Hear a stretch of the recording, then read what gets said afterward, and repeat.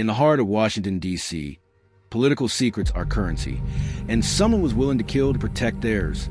On a wet spring night, a beloved journalist was found dead in her Adams Morgan apartment, and the truth behind her murder would lead detectives deep into the shadows of power.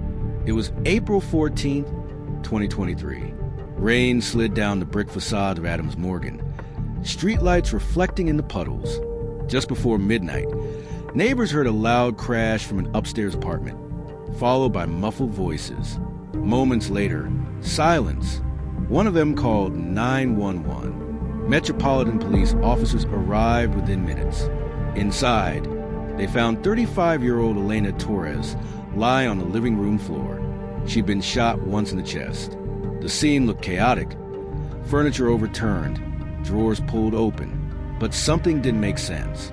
Her wallet sat untouched on the counter. Her jewelry, still in plain sight. Even her expensive camera gear was untouched. The only thing missing was her laptop. Detectives began canvassing the block. At a bar just down the street, a bartender remembered seeing Elena earlier that night. She'd been sitting with a tall man in a dark raincoat, mid-40s, serious demeanor. They spoke for about 20 minutes. Then, without a word, he stood up and left. A surveillance camera from a corner bodega caught a figure matching that description walking toward Elena's building just minutes before the 911 call. Back at the apartment, crime scene text dusted for prints.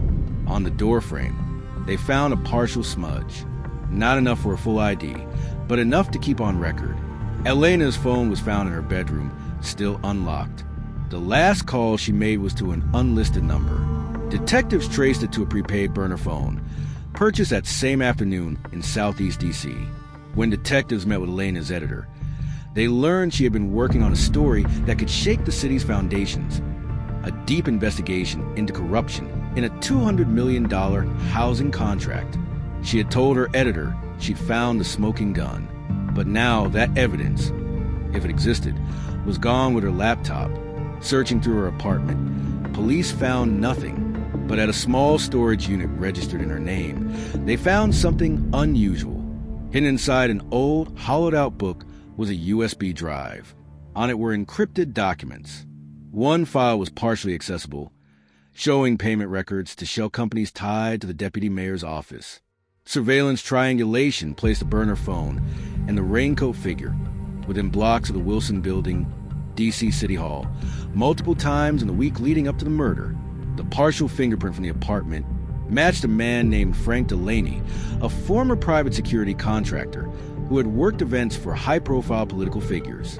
Frank had no current address, but MPD's fugitive unit tracked him to a rundown motel in Anacostia. They moved him before dawn. After a tense standoff in the parking lot, Delaney surrendered without a fight.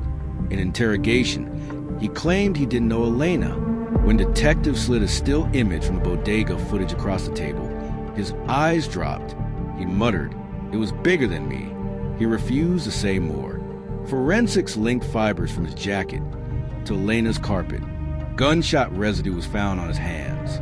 Days later, divers recovered Elena's missing laptop from the Potomac River.